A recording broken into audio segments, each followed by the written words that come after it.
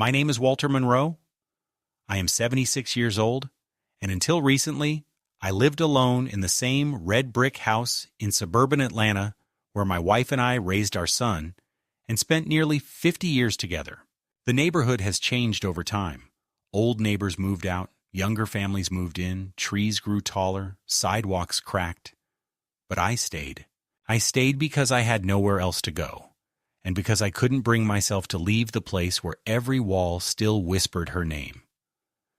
My wife, Margaret, passed away 4 years ago, quietly, in her sleep. I found her the next morning, her hand still resting on the edge of the bed as if she were about to reach for mine. The coroner told me it was peaceful. No pain, no struggle, just the heart, finally giving in. That's supposed to comfort you, isn't it? When someone says they didn't suffer. But it didn't. Not really. Because she left and I stayed, and the silence she left behind is anything but peaceful. I had a workshop in the garage where I used to repair broken toasters, leaky faucets, furniture legs, anything that gave me the illusion of control, the feeling that I could still fix something. I was a maintenance man for nearly 40 years at a local school district. I used to wake up at 5 every morning, drink the first cup of coffee Margaret handed me while still half asleep, kiss her cheek, and head to work in my green uniform. There wasn't a leak or a stuck locker I couldn't handle. Kids called me Mister. Walt teachers trusted me. I worked hard, took pride in being reliable, but retirement, despite its promise of rest, brought a strange kind of grief. The rhythm of my days collapsed. My wife tried to keep me busy, enrolling us in church activities, potlucks, weekend drives. She wanted us to stay part of the world. I suppose I didn't try hard enough. I liked the routine, but I didn't understand back then how much of it was her. When she died, it was like all the scaffolding of my life fell apart. Our son, Jason, lives not too far from me, maybe 15, 20 minutes by car. He has a wife, Diane, and 2 daughters, Claire and Savannah. They're good girls, bright, always busy with something. I used to think I'd be a bigger part of their lives. Jason and I were never especially close. He took after Margaret, quiet, cautious, deliberate. I respected that about him. But over the years, something in our relationship changed. Maybe it was slow, like rust creeping in along the joints of a once solid bridge. After Margaret passed, I thought Jason would step up, check on me more, maybe invite me over. And he did, in the beginning. But it faded fast. Birthday dinners became phone calls. Phone calls became texts. Texts stopped altogether unless I initiated them. I told myself he was busy. Mortgage, job, kids, life. Everyone's busy these days. The truth is, I tried to keep my independence. I didn't want to be a burden. I never wanted to be that old man everyone treads around afraid he might fall or forget where he is.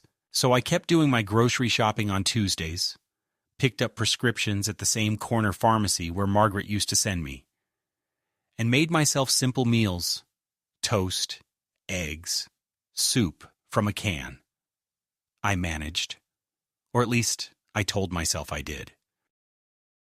Everything changed last fall when I slipped on wet leaves in my driveway and broke my hip. The pain was like a knife driving straight into my leg, and for the first time in my life, I screamed. I remember lying on the cold concrete, leaves stuck to my coat, thinking, not about dying, but about how long it would take for someone to find me. The neighbors weren't home. No one heard me. I stayed there almost an hour before the mail carrier noticed me and called an ambulance. Surgery, rehabilitation, the whole humiliating procession followed. I was discharged after a month with a walker and a stern warning not to live alone for a while. You need support, the doctor said. Someone who can help with meals, movement, check on you. I didn't want to go to a nursing facility. Jason offered something that, at the time, sounded like salvation. Dad, he said. "Come stay with us a while. Just rest in the back room. Diane and I will help you get back on your feet." He was so convincing, so warm. I remember the way Diane nodded beside him on the hospital bed, holding one of those oversized thermoses she always carried. "We'd feel better knowing you're safe," she said. "Claire's away at college now, and Savannah's always in her room anyway. You'll have your own space, your own bathroom. No pressure, just rest." They helped me pack some essentials, clothes, medications, Margaret's photo I kept on my nightstand. I left my house reluctantly, but reassured myself that it was temporary. A couple weeks, maybe a month. Then I'd be walking again, cooking my own eggs, drinking my morning coffee in peace, alone, as I always did. Jason drove me to their home, a large colonial with white siding and perfectly trimmed hedges. Everything was spotless, like out of a brochure. He parked in the driveway and opened the passenger door for me. Diane was already at the front step waving. She helped me out slowly, took my walker, guided me inside. The house smelled of scented candles, lavender, and something citrusy.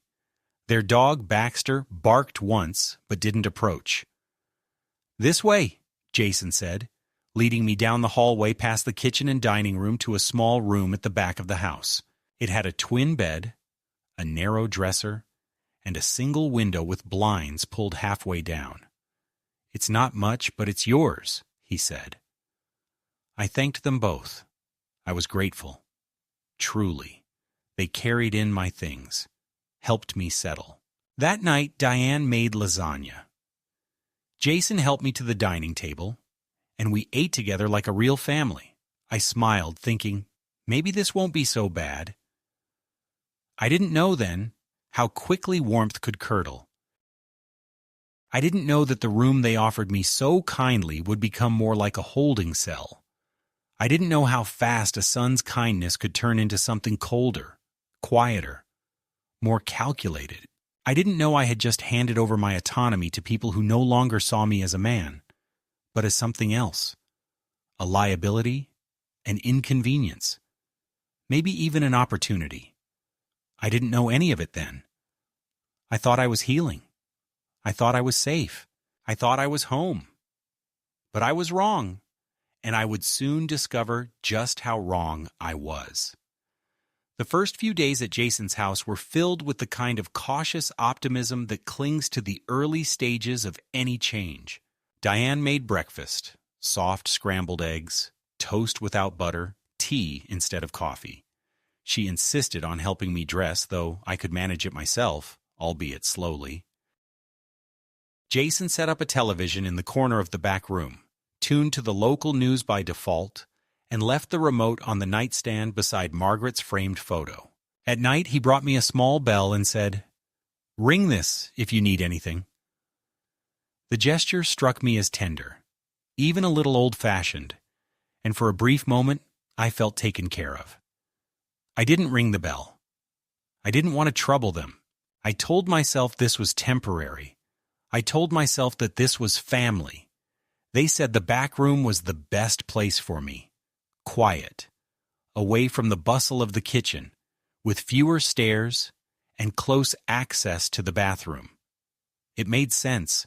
Still, I noticed the door didn't quite close all the way, and the one small window offered a view not of the backyard, but of the side fence and the neighbors' garbage bins. The bed, narrow and creaky, sagged slightly in the middle, and I missed the firmness of my old mattress at home. But I said nothing. I didn't want to sound ungrateful.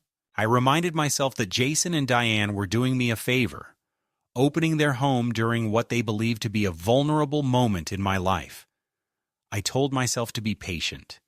That healing, both physical and emotional, took time. Each morning I would wake before anyone else, a habit I'd kept since my working days.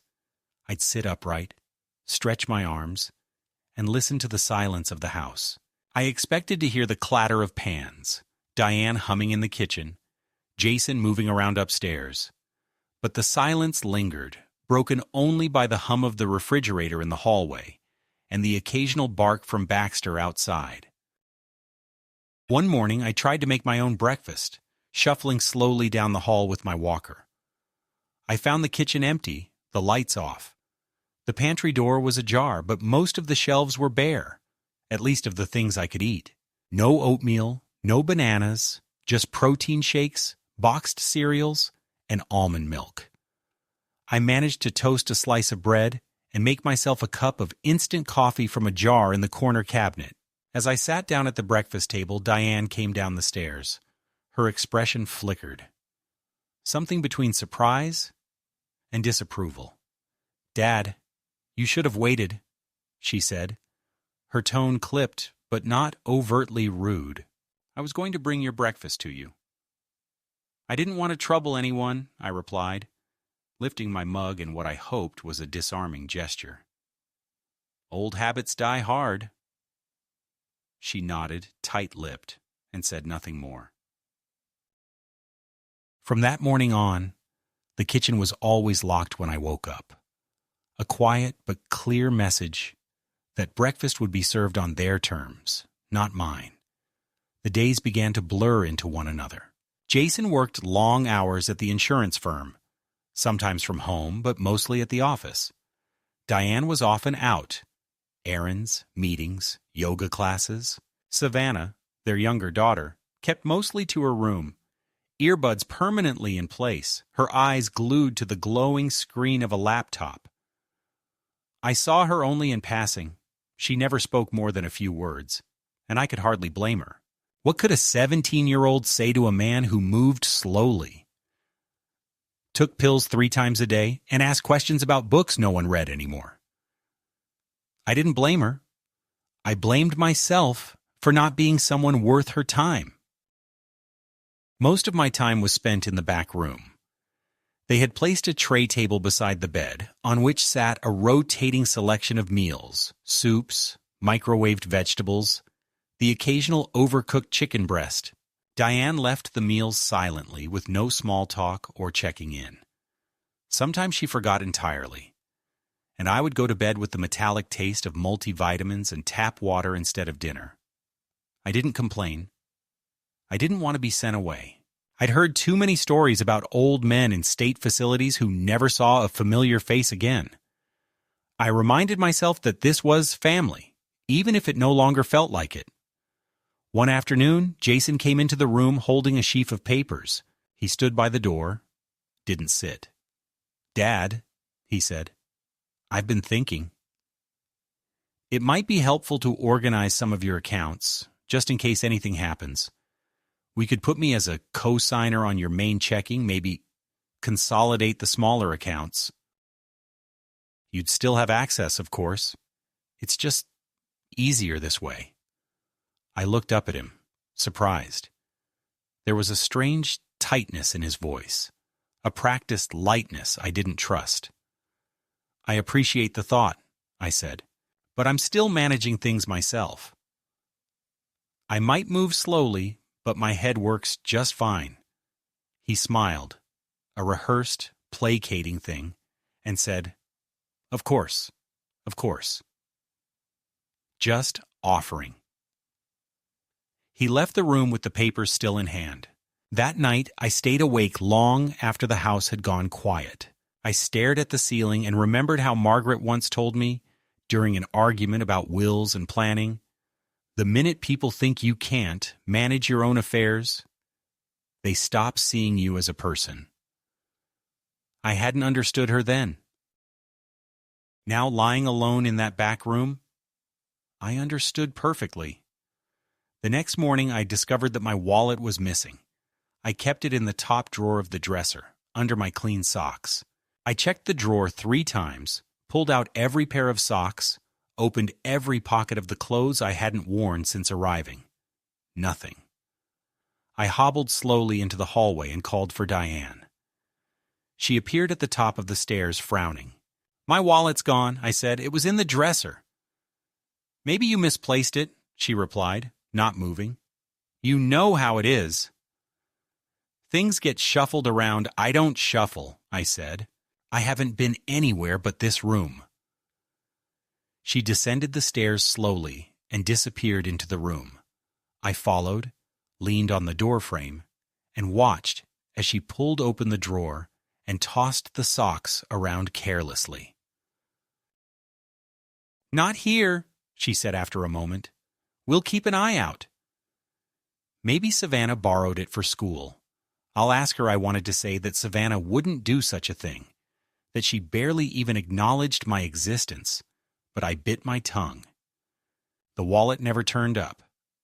2 days later, my cell phone, which I kept plugged into the outlet by the bed, refused to turn on. Jason said it must have shorted. He offered to take it to a repair shop. "We'll get you a new one," he said, "one with bigger buttons." That was the last I saw of the phone. I began to realize I was being cut off, slowly, quietly, efficiently. No wallet, no phone, no access to the kitchen. Meals were dictated.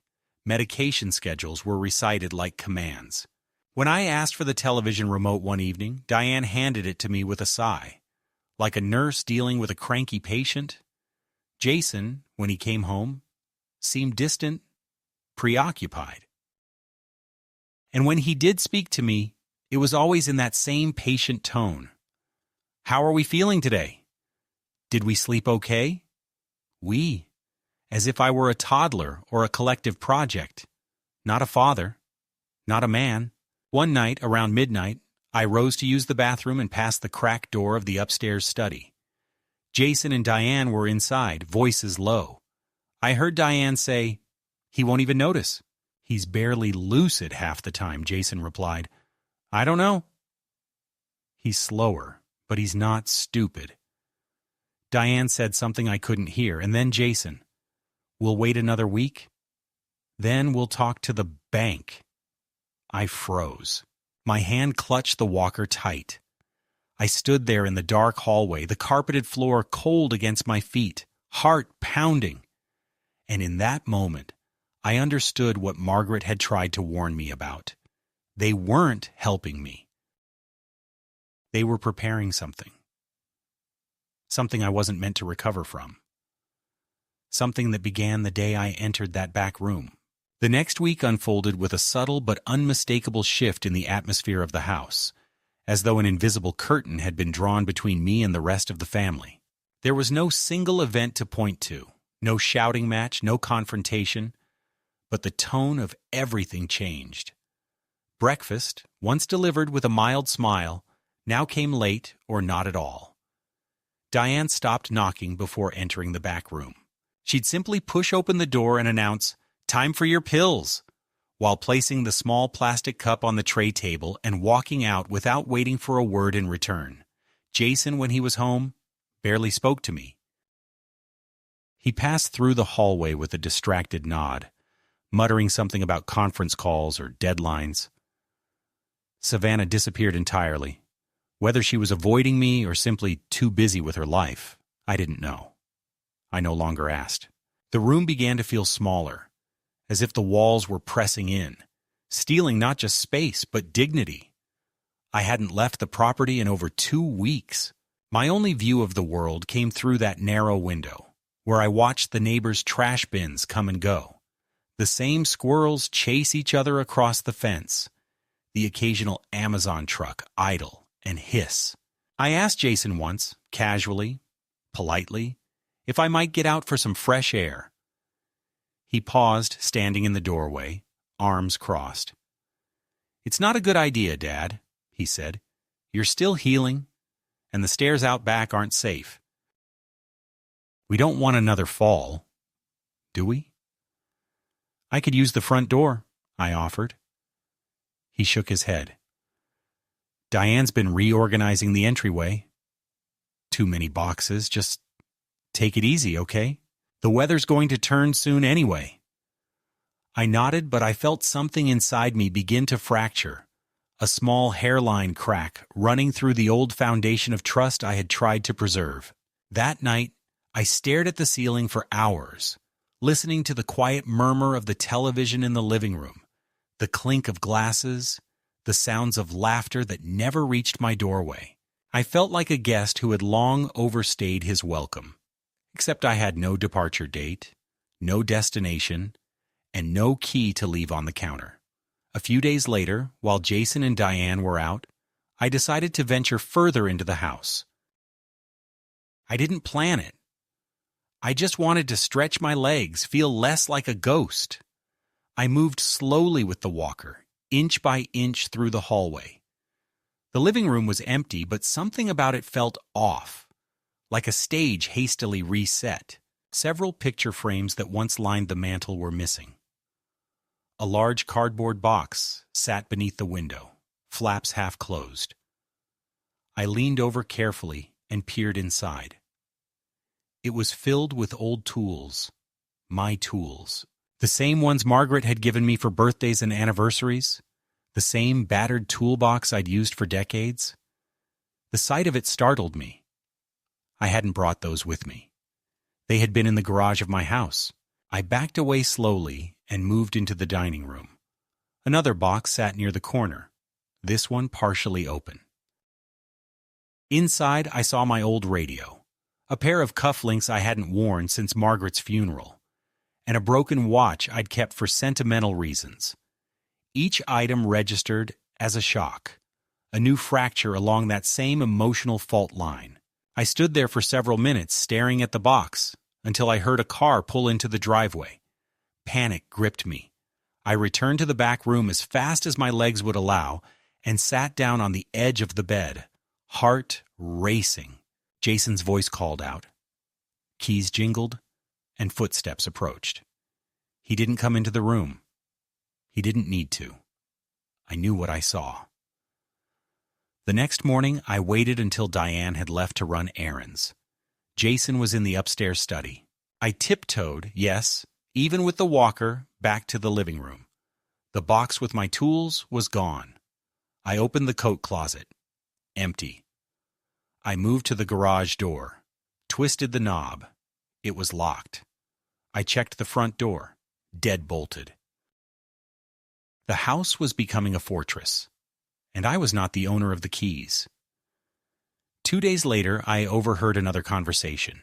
Jason was on the phone, speaking in low tones. I stood just outside the back room door, barely breathing. Yeah, I've got the papers. We'll say it's for power of attorney, temporary, just medical stuff. He won't ask, he's too tired to care. A pause. No, I haven't told Diane. She's nervous. Thinks he suspects something? I stepped back into the room, heart pounding. A plan was unfolding behind closed doors, and I was the central piece. I had underestimated how far this would go. It wasn't just about keeping me quiet or out of the way. They wanted access to my accounts, my property, my life. And they were setting the stage, quietly rearranging the truth like boxes in the living room. Later that afternoon, Jason came into the room holding a manila envelope. Hey, Dad, he said too casually. Got some forms from the doctor. Just routine stuff. Follow-ups, rehab check-ins, that kind of thing. Mind giving them a quick signature? He held out the pen, and I looked at him. Really looked. His face was familiar, but distant, like a photograph of someone you used to know before the light changed in their eyes. I took the envelope, opened it, and scanned the top page. Power of attorney, medical and financial. Durable. Immediate. I thought this was from the doctor, I said evenly. Jason hesitated, then smiled. Yeah, it's just standard language. Doesn't mean anything's wrong. Just gives us flexibility in case you can't make it to appointments or if something happens. It's better to be prepared. And you'd be the one in charge? I asked, holding the page up. Just temporarily, he said, a little too quickly. You'd still have control. It's just for convenience, I stared at the paper. I could sign it and make things easier, for him. I could refuse and start a fight I wasn't sure I had the strength to finish. I set the paper on the tray table and placed the pen beside it. I'll read it over later, I said. Maybe tomorrow. Jason's smile didn't reach his eyes. Sure. No rush. He left the room, and I picked up the paper again, studying the fine print, durable, immediate. No expiration, all authority transferred. I placed the papers in the drawer and stared at them for a long time, as if I could will them into harmlessness.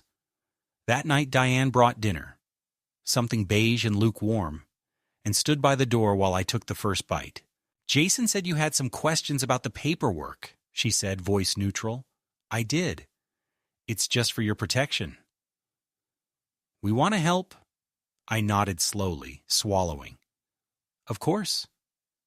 She lingered another moment, then turned and left. Sleep was impossible that night. I sat up in bed, listening to the silence, broken only by the occasional groan of the house settling around me like a body preparing to rest. I imagined what would happen if I signed those papers, how quickly the rest of my accounts would vanish, how soon my house, my only real asset, might become theirs. I had no evidence, only instinct, but the pattern was too clear to ignore. In the morning, I asked Jason if he could take me back to my house, just to check on a few things. He stiffened. It's really not safe yet, he said. Your hip isn't ready. I just want to look around, I said, not move back in. 15 minutes. I'll think about it, he said, and then he left for the day. He never brought it up again. Days passed, and then a week. I asked again. He said the locks needed changing, that the plumbing had backed up, that it wasn't a good time. Eventually, I stopped asking, but I started planning, because something in me, something stubborn, something that had built furniture and raised a child and held a marriage together for 50 years, knew that the moment I stopped trying, I would stop existing. They had moved the line once, turning my room into a cell. Now they were preparing to cross the next one, and I would not let them. Not quietly. Not with a signature. Not ever. It was a Thursday morning when I overheard a conversation that made everything fall into place. Like the final click of a lock you didn't even know was closing. I hadn't slept well the night before, and I had gotten up earlier than usual, moving slowly from the bed to the door and cracking it just an inch. Jason and Diane were in the kitchen, their voices low, but not low enough. They were talking about the pawn shop. Not in vague terms, specifics. Diane mentioned the address. Jason said something about the last box. And don't forget the ring. I felt my stomach lurch. The ring. Margaret's wedding ring, which I had kept in the small wooden box in my dresser back home. Not here. I had checked for it weeks ago and told myself it must have been misplaced, but now I understood. They had gone into my house. They had taken my things. They weren't waiting for my approval. They weren't even pretending anymore. After they left, I waited an hour, feigning sleep when Diane peeked in, then slowly dressed myself. I pulled on slacks and a wool cardigan, tied my shoes with shaking hands, and counted the cash I had managed to hide in a tissue box beneath the bed, a habit I had started back when Margaret was still alive. More out of principle than paranoia. It was just under $400. I took it and quietly made my way down the hallway, through the kitchen and to the garage. The door was unlocked for once, and their second car, the older Honda, sat there with keys still hanging from the hook. I hesitated for only a second before taking them and stepping outside into the bright morning air. I hadn't driven since the accident, and my hands trembled as I gripped the wheel. But the roads were familiar, muscle memory guiding me more than anything else. I drove slowly, carefully, following the street signs until I reached the small pawn shop nestled between a laundromat and a tattoo parlor. It was the kind of place you pass without noticing, the kind you don't enter unless you're desperate or reckless. The bell above the door rang softly as I stepped inside. The shop smelled of old electronics, worn fabric, and desperation. A young man in a beanie looked up from behind the glass counter. "Help you with something?"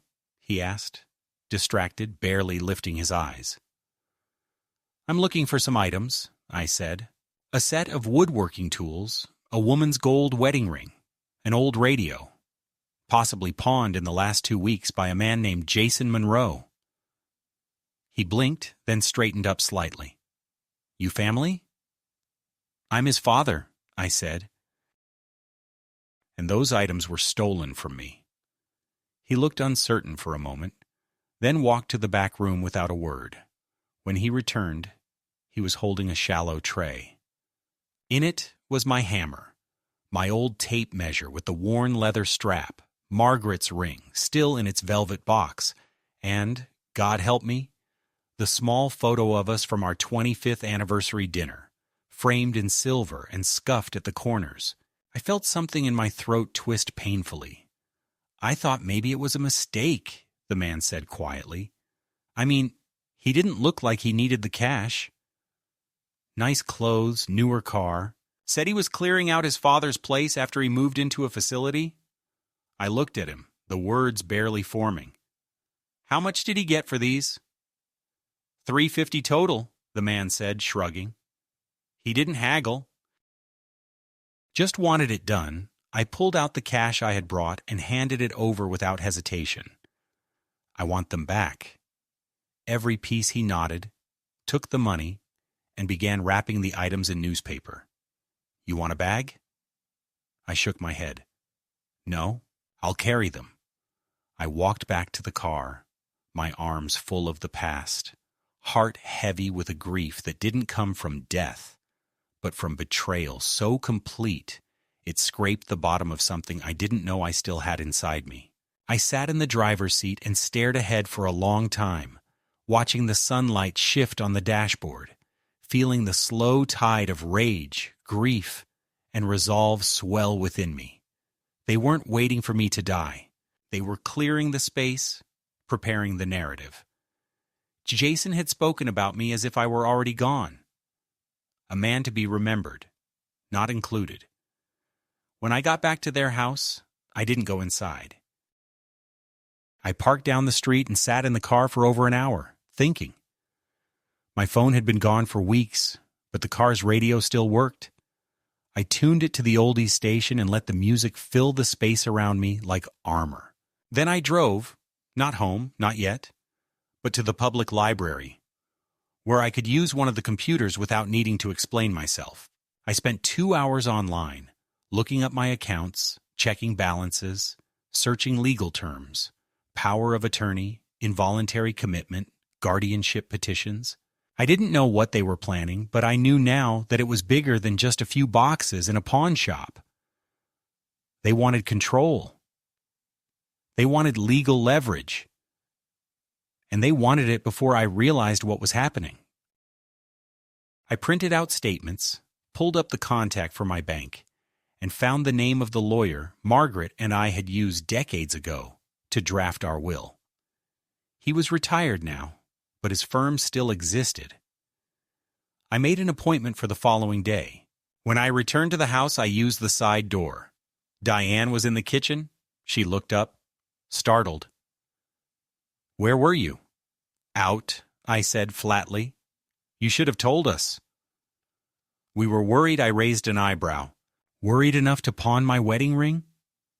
Her face paled. "I don't know what you're talking about." I held up the box. "Then you won't mind me asking Jason, will you?" She stared at me, silent, then turned away. That night, Jason didn't speak to me. He came in late, avoided eye contact, didn't mention the papers he had tried to get me to sign, but I noticed he had moved the envelope from the drawer. It was no longer in my room. I didn't care. I had seen what I needed to see. They had written the story already. The aging father, confused, losing memory, living quietly in the back room while the adult children sorted out the mess. A simple, sanitized ending. But they forgot something. I wasn't gone yet. I hadn't surrendered, and I would not let them decide how my story ended. The day after the pawn shop, I woke with the raw steadiness that follows a night of very little sleep and too many thoughts. The kind of steadiness that is more like a brace than a cure. And I dressed slower than usual because every movement made my hip complain, and because I had decided there would be no bell ringing that morning, no waiting for footsteps in the hall, no accepting a tray that arrived when it pleased someone else. And as I tightened the laces with numb fingers, I could already hear their voices in the kitchen. Jason's clipped and managerial. Diane's bright with the brittle cheer people use when they're worried someone might overhear the truth, leaking out from between rehearsed lines. I stepped into the doorway and waited, and when Diane came with the pills, I told her I had an appointment at the library to print insurance forms. A harmless lie wrapped in words she understood, and she nodded too quickly. Said she'd drive me after. She finished a call, then forgot me for an hour while I sat still and counted the ways a person can be erased without a single raised voice. And when she finally returned with her purse and a fixed smile, I let her take the handles of the walker and guide me out, not to the library, as it turned out, but to a clinic I had never heard of, a beige building with a name that sounded like a developer's dream of compassion. She said it was just a quick assessment for my physical therapy plan, a routine screening, nothing invasive, she said, and she kept saying it while she signed something at the front desk and while a nurse with a laminated badge led me down a corridor that smelled faintly of disinfectant and coffee, and only when we sat in a small room with a plastic plant on the windowsill did the forms appear. Thick, official, already filled in except for my signature. Not therapy at all, but cognitive screening. And a release allowing Jason to receive results directly. And I looked at the line for my signature and then at Diane, who couldn't quite meet my eyes. And I said I wasn't refusing care, but I would not sign anything today. And if they were concerned about my cognition, they were welcome to speak to my primary doctor, whose name they already had, if this were as routine as they claimed. The nurse smiled the way people do when they've been warned a difficult relative might cause trouble, said we could reschedule, and printed me a copy of the unsigned forms when I asked for them. And on the drive home, Diane kept the radio too loud and her answers too short, and at one point she said almost gently that I was making things harder than they needed to be, that families do better when everyone lets the most practical person steer. And I thought of Margaret's hands on the steering wheel during Sunday drives, how she would rest her wrist at 12 o'clock and hum, how we got where we were going without a map because we looked up and decided together. That evening, Jason arrived early, and I heard the front door close with the careful emphasis of a man arranging a scene. And he stood in the doorway of the back room with a folder under his arm and asked if I had enjoyed my little test, as if I were a boy returned from an errand with a lollipop in my pocket. And when I didn't answer, he walked in and placed a stack of mail on the tray table and told me, with practiced sympathy, that he had gone by my house to collect it because the box had been overflowing, and the top envelope was addressed to me in a familiar hand I could not place, until I opened it and found a glossy postcard with a photo of my living room and the words, "Estate liquidation this Saturday," in cheerful block letters, and beneath the photograph, smaller text promised fair prices for tools, radios, furniture, and collectibles, and at the very bottom, where the ink bled slightly, was my address. I asked Jason when we had decided to liquidate the contents of my home, and he said calmly that the flyer was a mistake left by a company Diane had merely consulted, and when I held up the postcard and pointed to the photo, my mantle, my chair, the lamp with Margaret's crooked shade, his mouth tightened and he said I was overreacting and that nothing would happen without my consent, but his eyes slid toward the hall, and I knew there was already a lockbox on my front door and a schedule on someone's clipboard I set the postcard down and told him I'd be going by the house tomorrow to check the windows and the shed.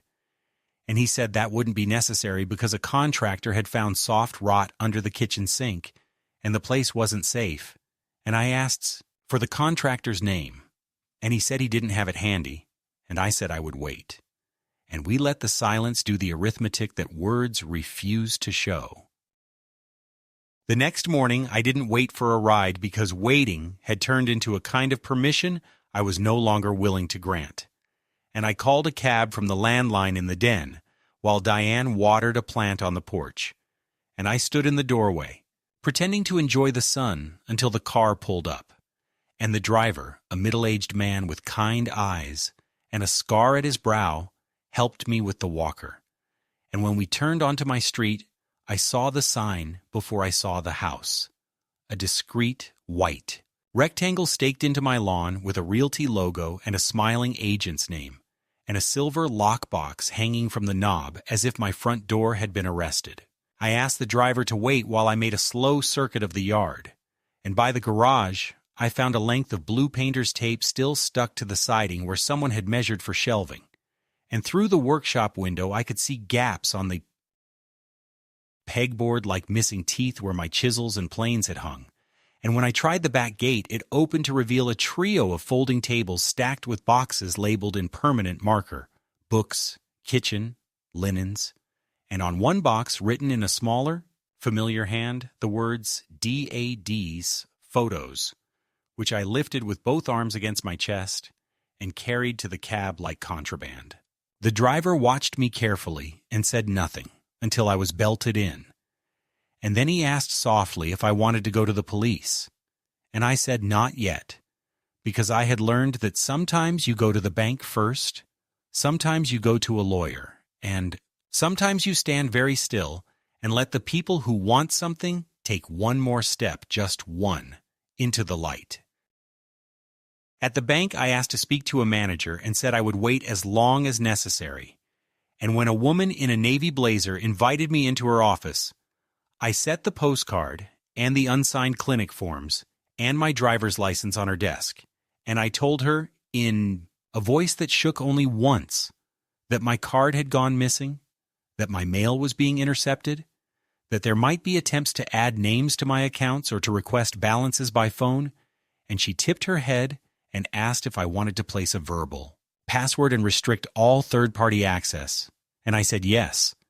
And she asked if there had been unusual activity, and when she pulled up the screen, she frowned and turned it slightly, so I could see the recent attempts at a large transfer that had failed for want of proper authorization. And she pointed out a smaller withdrawal at an ATM across town on a night I had been in bed in the back room. And I signed the forms to freeze the card and requested a new one to be held for in-branch pickup. And then, because I had practiced the words in the cab, I asked to open a new account at a different branch and to move a portion of the money there. And she nodded without surprise and asked if there was anything else she could do for me today. And I said yes, please print a letter stating that I had appeared in person, alert, and oriented, to make these changes of my own free will. And she did, and I folded that letter and tucked it into the box of photos, where Margaret's smile would keep it safe. From the bank, I limped next door to a phone store and bought the cheapest handset they had that would still make calls and take pictures, paid in cash, and asked the kid behind the counter to show me slowly how to record voice memos, how to email a photo, how to back up a file to something that wasn't a drawer someone else could open. And he did, patient as a good teacher. And when I stepped outside, I called the law firm, whose name I'd found at the library, and made an appointment for the following afternoon. And then I called the pawn shop and asked the young man if he would be willing to print me a copy of the receipt with Jason's name on it.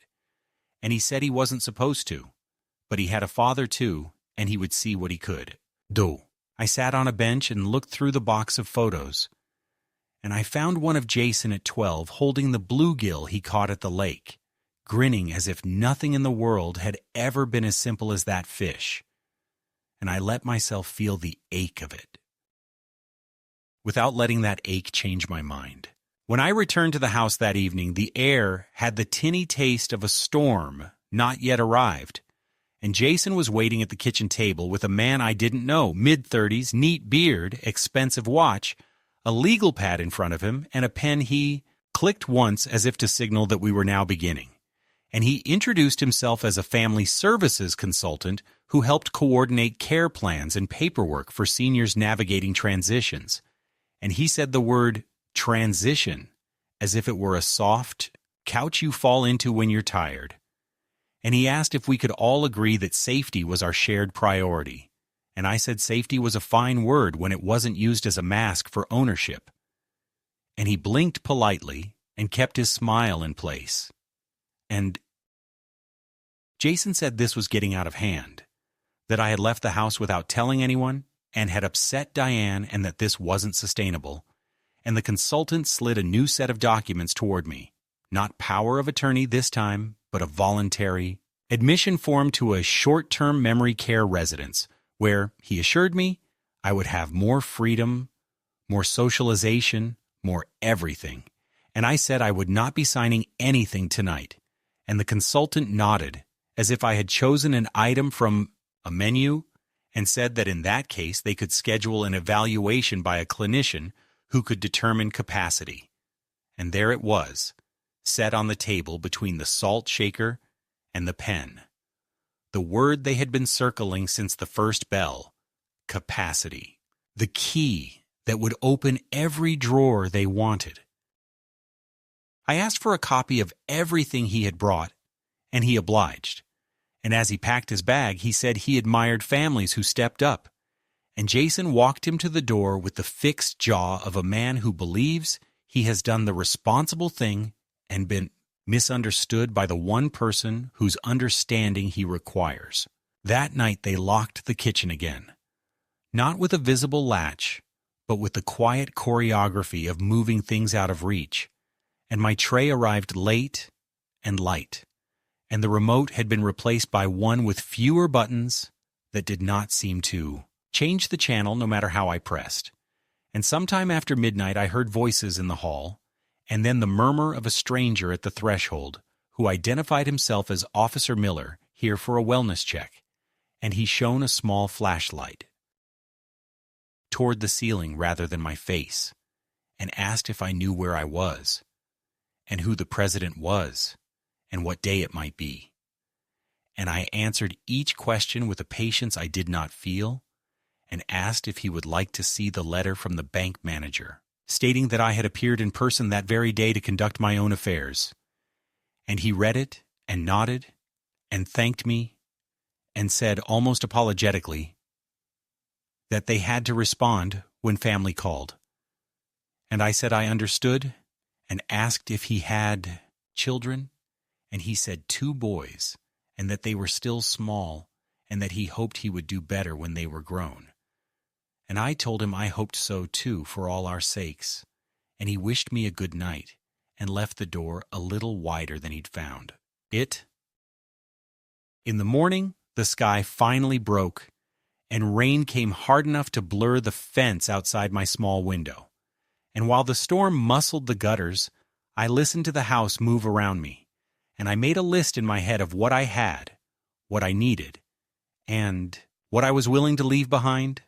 And on that list I put my marriage photo, my driver's license, the bank letter, the unsigned forms, the postcard, the new phone with its small, stubborn memory, and the box labeled DAD's photos, which felt heavier than its contents warranted, because it now held proof as well as pictures. And I waited for the sound of the garage door and the quiet house that follows people who believe they have you surrounded. And when it came, I set the phone to record, and I called out for Diane. And when she appeared, I asked, without raising my voice, whether she had called the police, why she had to call police the previous night, and whether she intended to do so again. And she said she had been scared, and that I seemed confused, and that she didn't know what else to do, and I told her fear was not a license to invent facts, and she flinched and said Jason would handle it, and I said I knew he would, which was why I had an appointment tomorrow with someone who would handle it for me. And she stared at me as if I'd spoken a language she had forgotten she once knew. In the late afternoon, when the rain thinned to a veil, there was a knock at the back door, and the young man from the pawn shop stood there with a folder under his jacket, hair wet, cheeks pink from the weather, and he handed me a copy of the receipt, with Jason's signature in the inventory list, and a short note he had typed himself stating that the items appeared to be personal belongings, not commercial goods, and that the seller had represented himself as authorized to liquidate an elder. Relative's property, and he said he hoped it helped, and that he didn't want any trouble, and I told him he had already done more than he knew. And I slipped the papers into the box, and felt a steadiness I had not felt since the fall in the driveway. A steadiness not of bone, but of intention. And I understood that this was not the end of anything yet, only the moment before you lift your foot and place it where you mean to stand. Jason came home early again, and there was a new edge to his courtesy, a shadow of hurry in the way he asked how I was feeling. And when I answered that I felt clear, he said, "Good," the way a man says, "fine," when he has lost the argument, but intends to win the war. And he asked if I would be willing to meet a notary tomorrow to tie up loose ends. And I said I would meet my lawyer instead. And he stared at me as if the word had surprised him with its accuracy. And he said almost gently that none of this was necessary if I would simply trust him. And I said I trusted him to act according to his interests. And for a moment we looked like two men in a mirror, father and son, each holding a belief forged over years the other could not, except, and then he turned away, and somewhere in the house a printer started up, and I knew the next paper would not be one I was invited to sign. That night the wind rattled the gutters again and the power flickered, and I lay awake and listened to the rain hammer the lockbox on my own front door across town, and I counted the seconds between thunder and the crack that follows until the numbers settled my breath, and I thought of Margaret's voice when she would say, in the kindest tone she had, that people reveal themselves most clearly when they are certain you are unable to answer back, and I understood that the second act of this quiet war had begun not with a shout, but with a clipboard, a form, a lock, and a smile, and that before I could reach the part where I choose, I would have to endure one more day of being chosen for. And I promised myself that tomorrow, when the sky cleared, I would not be in this back room when they came to ask for my consent to what had already been done. The day of reckoning came quietly, without any dramatic announcement, no raised voices or slammed doors, but with a sequence of small choices and deliberate movements that made it clear that I was no longer simply enduring what was happening to me. I was responding.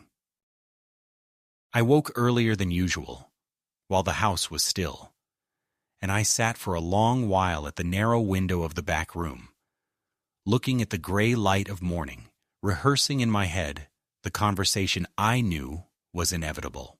Jason had been circling me for weeks, pressing with forms, with insinuations, with fabricated narratives of confusion, and Diane had perfected her role as the weary caretaker burdened with an old man's decline. But I was not declining, not in the way they wanted, and that morning I decided to show them that clearly. When Jason finally entered, folder under his arm, voice practiced into something soft and firm at once, I let him sit across from me. He began his script again about safety, about the inevitability of transitions, about how signing over power of attorney would only be temporary, a safeguard. I did not argue. I asked him to repeat himself. I asked him to explain what exactly temporary meant. I asked him to define capacity. Each time he stumbled slightly, though he covered it with a smile, and I sat back, letting him grow more impatient. When he finally pushed the papers across the tray table, I did something he did not expect. I reached into the drawer and pulled out the letter from the bank manager, the pawn shop receipt with his signature, and the photo of Margaret's ring in my palm. I spread them out in front of him, like cards in a game he thought he was winning. "Before I sign anything," I said quietly, "maybe you should explain why my ring and my tools ended up for sale. Maybe you should explain the attempted transfer the bank flagged last week. Maybe you should explain why strangers know more about my belongings than I do." The silence that followed was longer than I thought Jason capable of. His face stiffened, his jaw shifted, and he looked at the papers without touching them. Diane appeared in the doorway, tray in her hands, and froze when she saw the spread. For the first time since I had moved into that room, they both looked smaller to me, as if the air had been pulled out of their practiced authority. Jason recovered first, of course. He leaned forward, lowering his voice, trying to summon the intimacy of son to father. "Dad, you don't understand. We did what we had to do. You've been vulnerable, and people take advantage." "Not people," I cut in. "My son." That stopped him. Diane set the tray down too quickly, spilling water on the edge of the table. "We only wanted to protect you," she said, her voice tight, her eyes flicking not at me, but at Jason, as if asking for the next line of the play. "You wanted to protect my money," I said. "Not me." "Never me." Jason's mask cracked then. He leaned back, the softness gone, the voice no longer careful. "Fine," he said, flat and sharp. "You want the truth? You can't live alone. You'll fall again, and next time no one will find you. You'll starve or rot or forget the stove is on and burn the house down. We're not going to stand by and watch that happen. If it means taking control, then yes, we'll take it. You can hate us for it, but at least you'll be alive." I let the words hang, not because they held any truth, but because they revealed everything. He needed to justify to himself the theft, the betrayal, the reduction of a father to an inconvenience. Diane stood silent, her hands clasped in front of her like a penitent, but I could see the calculation in her eyes. They were cornered now, and they knew it. I reached for the envelope I had prepared, heavy with papers from the lawyer, from the bank, from the doctor's visit I had scheduled without telling them. I pushed it across the table toward Jason. "These," I said, "are my statements, my test results, my attorney's contact. They say I am of sound mind, that I am competent, that my accounts are secured and watched. If you try again, it will not be the quiet kind of theft you've practiced so far. It will be a police matter. Do you understand me?" Jason's hand twitched toward the envelope, but he didn't open it. He stared at me with something between rage and disbelief, like a man watching a wall rise where he expected a door. Diane turned away, muttering something about coffee, and left the room. I did not move, not even when Jason finally stood, collected the scattered papers, and said through clenched teeth, "You think you've won something here, but this isn't over." "No," I said, looking him in the eye. "It is. Because I know now what you are, and because I am not afraid of you anymore." The moment he left, I locked the door from the inside. My hands were shaking, but not from fear, from release. For weeks, I had been suffocating under the weight of suspicion, of silence, of half-truths whispered in halls. That morning, it broke. I had spoken, not pleaded. I had confronted, not evaded. And in doing so, I had taken back something they thought was already gone. My will. Later that day, when the house grew quiet again, I packed the essentials into a bag. Margaret's photo, my new phone, the documents, the hidden cash. I left the rest. They had already taken most of what mattered anyway. I called a cab from the landline and waited in the doorway until the headlights appeared. Jason's car was not in the driveway. Diane was upstairs. I walked out into the evening air without a word, without a backward glance, and I closed the chapter of the back room for good. I did not go back to the back room. Not that day, and not any day after. Because once you have seen yourself reduced to a piece of furniture that the household moves around to clear a path for its own comfort, you either accept the place they give you, or you stand up, however slowly, and claim a different one. So I rode from their driveway to the attorney's office with the box of papers and Margaret's ring wrapped in a handkerchief, and I signed what needed signing to anchor the ground under my feet, a living trust with a bank fiduciary as successor, a springing power of attorney that activates only upon two independent physicians' determinations and not a son's impatience, a new will that removes Jason and Diane from any bequest and directs what I own toward a small scholarship in Margaret's name for students learning the trades that kept bread on our table for 40 years. And as I initialed each page, I felt a sensation almost physical, as if a tight band around my chest had been cut and I could finally draw a full breath without asking anyone's permission. From there, I went to the police station and filed a report that read dryly when the clerk printed it, but which carried in its thin paragraphs all the weight of what had been done. Unauthorized access to my residence, fraudulent attempt at a transfer, the removal and pawning of personal effects including a wedding ring, and I gave them the receipt and the photo and the bank manager's letter, and I listened while an officer explained that family cases often end not with handcuffs, but with boundaries that hold because the paper makes them real.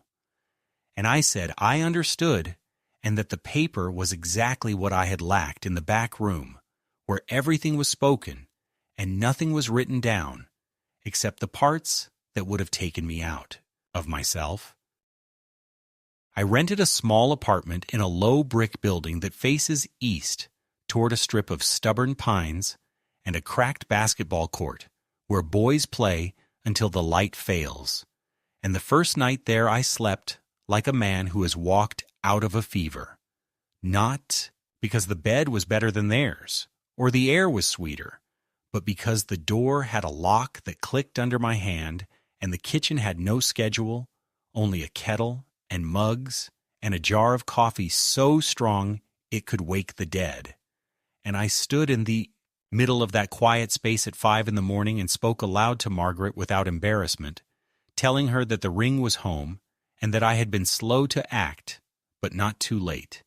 And when the sun finally lifted enough to find the window, opened the box of photos and laid 3 on the table, one of us on our 25th anniversary, one of Jason at 12 with his fish and that boundless grin, and one from some ordinary Saturday when the house was crowded with people and no one was.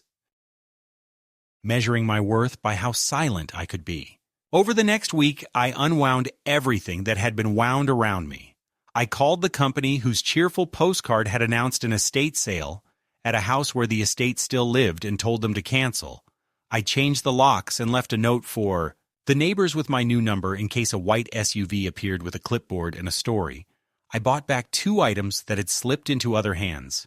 An old radio from a man who polished its knobs as if they held a station from his childhood, and a battered tape measure that a carpenter returned to me with a nod once he heard the whole of it. And I donated the rest of my tools to the vocational high school down the road, where a teacher with sawdust in his hair promised to put them in palms that would respect their weight. Jason called 3 times from numbers that did not identify themselves, and each time I let the phone ring until the machine picked up and then deleted the message before the accusation could seep into the room.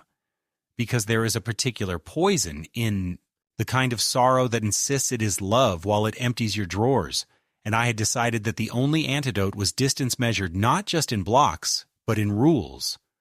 So I sent 1 letter through my attorney, that said plainly that any communication would pass through counsel, that any visit would require notice, that any attempt to access my accounts or dwelling would be treated as trespass. And after that, the silence felt like rain after a long heat. Not a punishment, but a change. In weather that you learn to live inside, Savannah wrote an email, tentative and careful, saying she was sorry for the misunderstanding and asking if I might come to her school play in the spring. And I stared at the screen for a long time, because it is not a child's fault when the adults teach her the wrong language for harm. And I answered that I wished her well, that my door was open to her when she wished to visit on her own terms, and that I would love to see any recording she cared to send. And when no reply came, I did not press, not because I didn't care, but because I finally understood the difference between pursuing a connection and begging for one. On Sundays, I began to walk to the community center, where the church ladies serve coffee that could strip paint, and the men in caps trade stories of engines and knees, and I volunteered to help in the wood shop where the benches are scarred and the vices squeal, and the boys who had never known a patient adult learned how to square a board, and how to listen for the note a plane sings, when the blade meets the grain just right. And when they asked me where I learned, I told them that a house will teach you everything if you live in it long enough, and that a good tool used well is a kind of prayer. And I found that the hours there filled the space where dread had lived, not because they erased the betrayal, but because they made it smaller than the tasks at hand. At night, I wrote 3 letters by hand, one to the bank manager who had treated me like a person when I felt like evidence, one to the young man at the pawn shop who did the right thing without a promise of return, and one to Margaret, slipped into the back of her photo frame, in which I said that I forgave myself for not seeing sooner, and that I forgave our son for being a man shaped by a hunger I could not fill, which is not the same as forgetting, and not at all the same as trusting, but is the only way I know to keep the past from claiming the chair beside me. There are still mornings when I wake with the old ache and reach for the bell that is no longer there, as if the body remembers servitude even after the mind has thrown it off. And on those mornings I make an extra cup of coffee and sit by the window until the feeling passes, and I remind myself that resting is not a command someone else gives you, but a choice you make when you have earned it, and that I will rest where the window faces east and the door opens from the inside, with a key that lives in my own pocket.